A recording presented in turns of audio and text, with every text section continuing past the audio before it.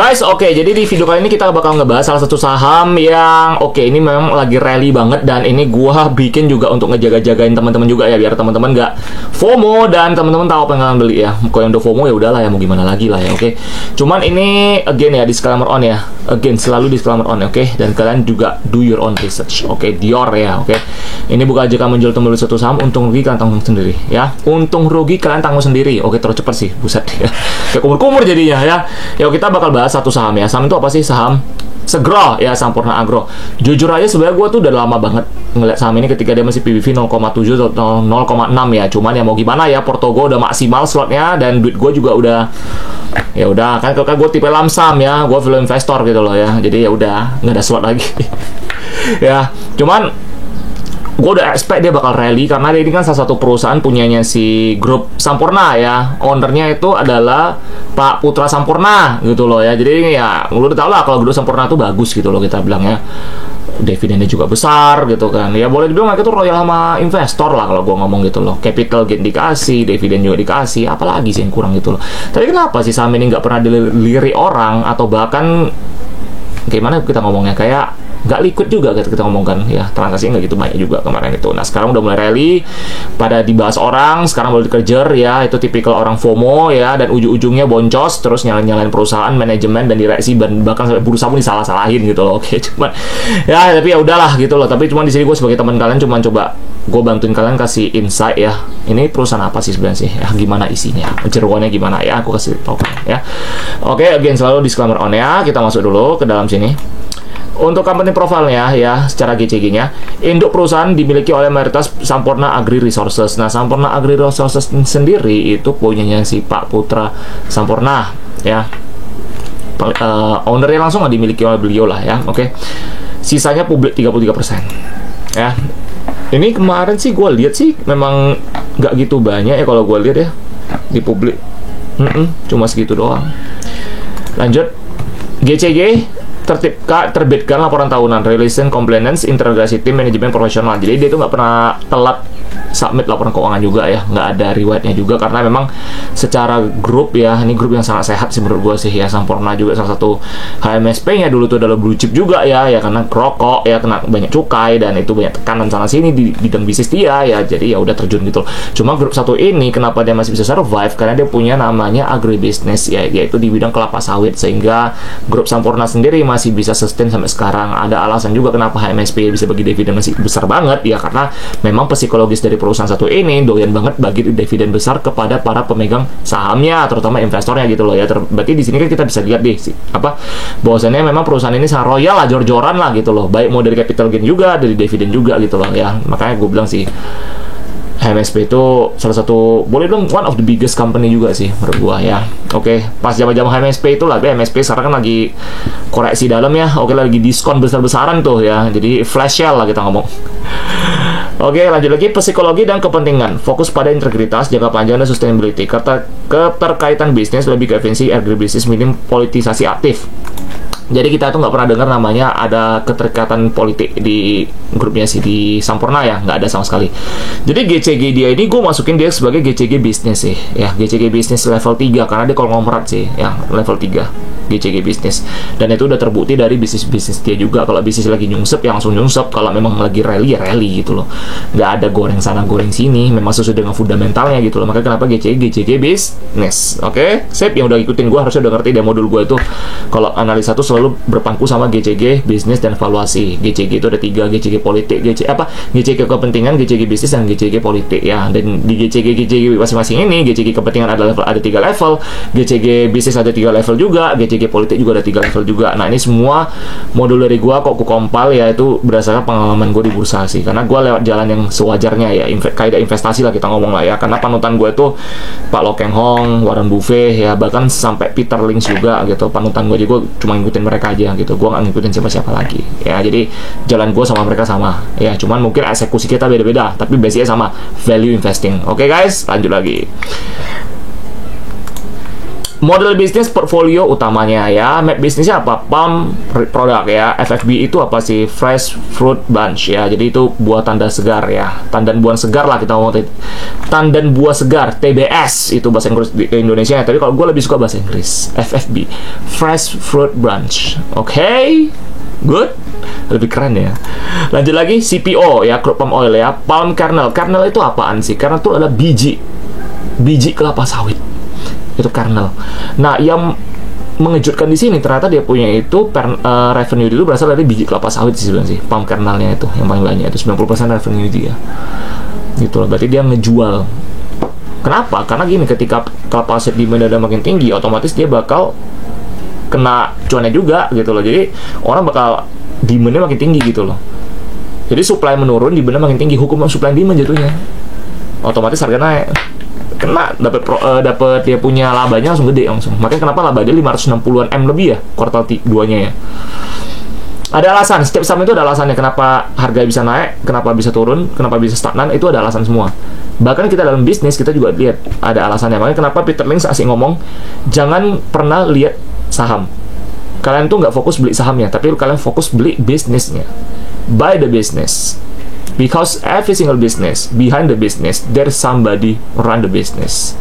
Ya, jadi setiap bisnis itu ada yang menjalaninya. Siapa? Itu cari tahu kan GCG, bisnis dan valuasi terakhirnya gitu loh ya. Jadi kita tuh nggak fokus beli sahamnya, kita fokus ke bisnisnya. Oke, saham itu cuma ilusi guys ya. Tenang, hati-hati. Oke. Terus apa lagi? Non-palm ya. Jadi ini yang bukan kelapa sawit, dia ada karet, ada sago, Primasta. Nah, Primasta itu adalah merek dia ya. Sago itu apa? Sagu. Nah, sagu itu buat apa sih sebenarnya tepung sagu? Nah, tepung sagu ini untuk pengentalan sih sebenarnya sih ya. Lebih ke bahan makanan kita ngomong gitu loh. Bukan pengentalan hati kalian gitu loh. Kok pengentalan hati kalian lah ya. Kalian mah udah nggak suka sama, waduh bahaya juga nih ya kalau nggak ada hati sama orangnya. Ya, jadi pengentalan lah kita ngomong, pengentalan untuk makanan lah. Misalnya sagu-sagu banyak lah. Kalau kalian suka makan itu mungkin kayak pulut lah, pulut ngental nggak sih? Gue nggak tahu ya. Ya coba nanti coba kalian mikir lah apa aja sih di pengentalannya itu ya. Oke, terus apa lagi? Benih unggul di DSP Sriwijaya. Nah, DSP Sriwijaya ini adalah salah satu varietes dari benih kelapa sawit yang dikembangkan oleh PT Bina Sawit ya, PT Bina Sawit Makmur itu namanya itu. Nah, PT Bina Sawit sendiri itu adalah salah satu anak usaha dari ini Segro. Jadi mereka itu mengembangkan varietes benih unggul yang namanya DSP Sriwijaya gitu loh. Karena tujuannya mereka adalah menjual benih gitu ya. Menjual benih ya, mungkin agak ambigu ya. Oh ya, karena bahasa anak muda lah ya, nanam benih gitu loh. Ya. Gua tahu pikiran kalian apa. Anjir asli. Lanjut lagi. Wilayah operasi Sumatera Selatan, Kalimantan Barat, Tengah, dan Riau ya. Plasma Farmer outreach sebesar 41% lahan. Jadi setelah gua teliti dan coba gua riset lebih dalam lagi perusahaan satu ini, ternyata gua bisa ambil kesimpulan setelah gua hitung-hitung itu adalah 41% sih reach-nya sih gitu. Dan itu boleh dibilang suatu gede sih lahannya sih. Ya, apalagi fokus dia adalah budidaya bijinya, kernelnya gitu loh. Jadi itu which is it's very gimana bilangnya? Marginnya itu lebih gede. Oh jelas, karena kan lu punya beban kan nggak gitu gede, karena lu tuh lebih fokus jualan kernel, biji sawit. Ya justru di sana sih kuncinya sih. Jadi makanya kenapa kalau kita ngomong ya, kalau kalian mau belajar ya, kenapa gua asik ngomong sama teman-teman, jangan mikirin profit dulu, fokus ke diri kalian sendiri dulu ya. Belajar analisa GCG sama bisnis dulu, baru sama valuasi ya. Kenapa gua bilang seperti itu? Karena setiap sektor itu beda-beda guys. Meskipun industrinya sama kayak kelapa sawit, tapi beda-beda. Ali mungkin beda, DSNG mungkin beda, TBLA mungkin beda, SIM mungkin beda, LC mungkin beda, ini juga beda. Jadi cannot dihajar semua enggak. Karena tuh bakal beda, profitnya juga bakal beda. Oke, ada alasan kenapa TBLA kuartal 2 juga rugi kan? Ya karena TBLA itu dia banyak divisinya gitu loh, banyak segmennya gitu. Ya, oke, lanjut lagi ya. Nilai tambah vertical integrated dari benih hingga branded dan bahan baku CPO. Oke, lanjut lagi. Nah, kita masuk ke dalam kinerjanya ya. Untuk valuasi dan angka kuncinya itu adalah di kuartal 2025. Untuk net profit dia itu adalah 538 miliar. Oke, revenue dia itu adalah 3,29 triliun ya, itu salesnya. Market cap dia itu adalah 7,29 triliun. Kinerja kuartal 2-nya itu harga sekarang ya, ini by the way gue mesti bilang sama kalian juga, untuk hari ini adalah tanggal 19 ya guys ya, tanggal 19 bulan 8 tahun 2025 ya. Untuk harga sahamnya itu sedang turun 4030 sih ya guys ya. Oke, 4030, EPS 138, PI 6,77 kali, PBV 1,28 kali, ROA nya 10,44% ya. ROA itu adalah return on asset ya, ROA itu adalah return on equity ya, itu 18,90% ya. Dari sini kita udah lihat bahwasanya memang kinerja bagus dan memang valuasi udah mulai mahal juga ya, masuk kategori fair value sudah sih dia sih sebenarnya sih ya. Jadi udah bukan under value lagi ya teman-teman yang udah beli di bawah mungkin 0,5 0,6, congratulations sekali lagi buat kalian ya, selamat ya. Kalau boleh ketemu, kalau mau ketemu gue, kalau misalnya ketemu gue boleh lah traktir makan lah kita ngomong lah ya. Lanjut lagi, kesehatan keuangan, debt to equity ya 73-77%, net cash flow minus 138 miliar. Kenapa dia net cash flow-nya minus? Karena dia habis bagi dividen ya. Equity-nya 5,69 triliun ya. Jadi boleh bilang asetnya banyak banget. Makanya kenapa nih perusahaan utang kecil banget sih sebenarnya sih. Hampir gak ada utang sih menurut gua sih. Ya apalagi grup HMSP. Grupnya Sampurna lebih tepatnya gitu loh ya. Konglomerat bro, grup konglomerat juga nih ya. Lanjut lagi. Nah ini prospek bisnisnya gimana? Kita ngomong kalau secara bisnis itu kita butuh prospek ya. Prospek untuk kinerja seperti dia itu gimana sih ya bisnis dia ke depannya, karena kan dia fokusnya jual kernel biji kelapa sawit kita ngomong itu loh ya. Nah yang gue menarik itu adalah varietesnya ini sih di SP Sriwijaya ini sih, ini salah satu yang mereka budidaya juga gitu, mereka bikin sendiri gitu loh, which is it's very how kita ngomongnya trendsetter gitu loh ngomong ya, jadi keren cuy. Nah, konsumsi domestik minyak sawit stabil ya, ini kekuatan utamanya. Ekspor, ekspansi regional, brand dan plasma. Farmer memperkuat volume penjualan. By the way, gue mau ngomong juga ya, dia ini lebih fokus ke consumer goods ya, lebih ke makanan sih kita ngomong sih, daripada biodiesel. Jadi setelah gue riset lebih dalam lagi, bahwasannya memang untuk si Segro ini dia itu belum ke ranah biofuel ya sebenarnya sih kita ngomong sih. Jadi boleh dibilang sekarang yang paling seksi itu adalah bisnis biodiesel ya kita ngomongnya. Cuman ya gue berharap sih suatu saat mungkin dia bakal ngebudidaya mungkin biji kernel untuk fokus ke biodiesel juga gitu loh, atau mungkin dia sendiri bisa ngeproduksi biofuel juga gitu ya. Terus ekspor, ekspansi regional, brand dan plasma. Farmer memperkuat volume penjualan ya, diversifikasi sagu rubber sebagai hedging resiko komoditas tunggal. Kenapa seperti itu? Sebenarnya bagus, jadi dia itu diversifikasi supaya kalau misalnya komoditas kelapa sawit amit-amit tiba-tiba diterjunin ya harga kelapa sawit itu ya, dan itu bakal sangat merugikan bisnis mereka, otomatis mereka masih punya backup ya, otomatis itulah di sana menahan sih bisnis mereka supaya ada keberlangsungannya lebih lancar lagi gitu loh ya. Jadi bisa, karena gini, ini kan ada, lu mesti gaji karyawan, bayar utang dan sebagainya loh, jadi lu butuh something dulu gitu loh ya. Kalau misalnya lu berharap kelapa sawit di atas terus nggak mungkin sih, karena kelapa sawit itu komoditas, ada komoditasnya itu udah pasti di atas dan di bawah. Ingat, komoditas udah pasti di bawah dan di atas ya. Oke, gampang banget itu ya. Sertifikasi berkelanjutan, RSPO mendukung akses ke pasar global. Nah, RSPO itu apa sih? Round Sustainable Palm Oil. Ya, jadi itu adalah komisi ya, salah satu organisasi, meja bundar itu kita ngomong itu, meja bundar ya, itu punya global. Jadi mereka tuh udah ada organisasinya gitu loh, ya untuk ngatur harga, bukan hanya harga palm oil, tapi mereka tuh menjaga keberlangsungan ekspor impor palm oil itu sendiri sih, itu namanya RSPO, Round Sustainable Palm Oil gitu ya. Jadi meja bundar. Oke, lanjut lagi.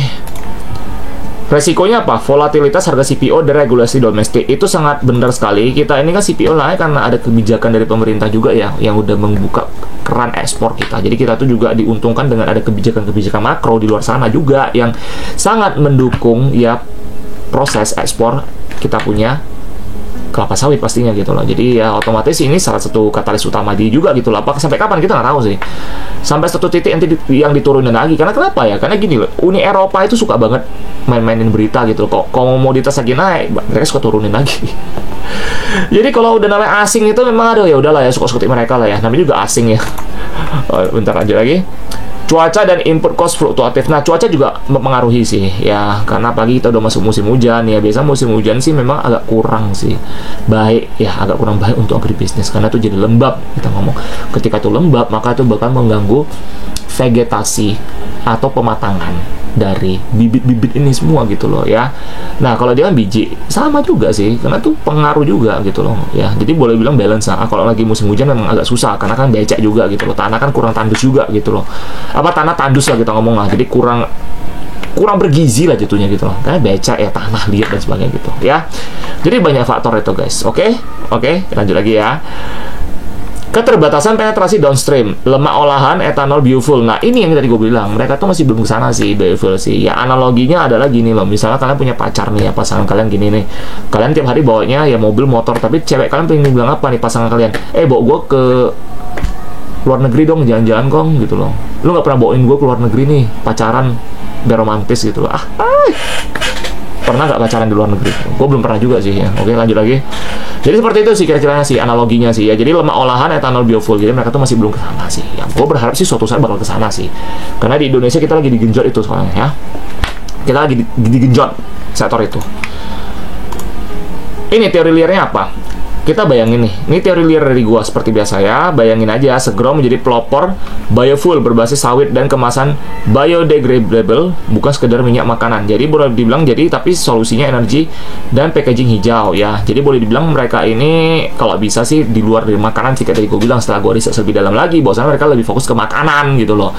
Nah kalau untuk biofuel ya terus packaging itu masih belum sana sih gitu loh. Jadi boleh dibilang packaging itu adalah packaging hijau kita ngomong gitu loh. Jadi boleh dibilang itu lebih ramah lingkungan, lebih ESG lah. Jadi kita tuh memang udah mulai mengarah ke sana karena secara global ya, asing sendiri udah investasi besar-besaran di sektor ESG juga gitu loh ya.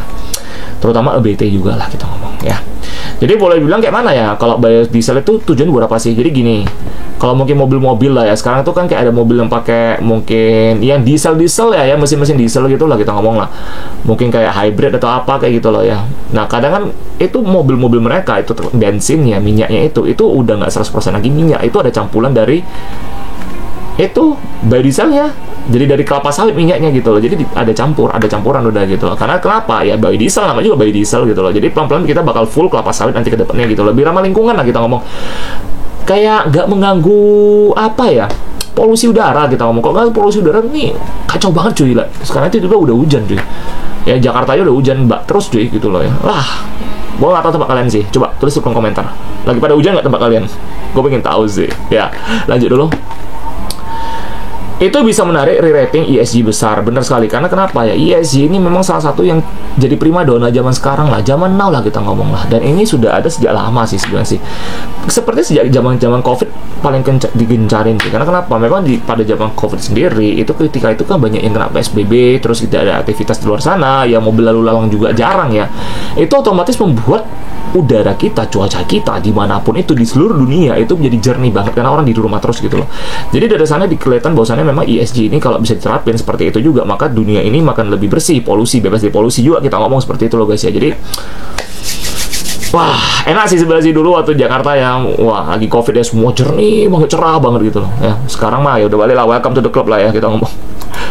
Oke, lanjut. Ini awareness buat kalian semua ya, teman-teman investor ya, jangan terkejar hype sawit. Ingat, investasi fundamental berarti memahami bisnisnya, bukan memilih harga saat naik hancur. Kalau bisnisnya sehat dan tahan banting, harga akan mengikuti. Seperti yang udah gue bilang, invest ke diri kalian sendiri dulu ya, jangan pernah mikirin profit dulu, teman-teman. Oke, jangan pernah FOMO. Ingat, FOMO bikin miskin. Udah nonton konten gua ya untuk psikologis, FOMO bikin miskin. Ingat teman-teman ya, belajar ngontrol diri, belajar lebih bijak ya, itu bakal kebawa ke kehidupan pribadi kalian. Oke, ketika teman-teman nanti udah bijak, kalian bakal sama keluarga kalian, sama anak kalian, mungkin sama teman-teman kalian bisa jadi lebih bijak lagi orangnya gitu. Oke, sip. Itu bakal pengaruh sih kehidupan pribadi sih. Jadi semoga bisa lebih better ya.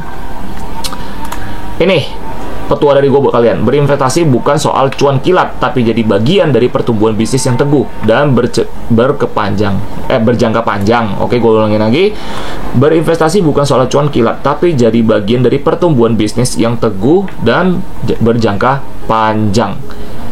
Oke, jadi itu saja pembahasan gua soal saham Segro ini dan insight-nya ya. Semoga berakhir sudah juga video ini dan kalian bisa mendapatkan sesuatu dan kalian bisa hidup lebih better lagi habis video ini gua tayangin.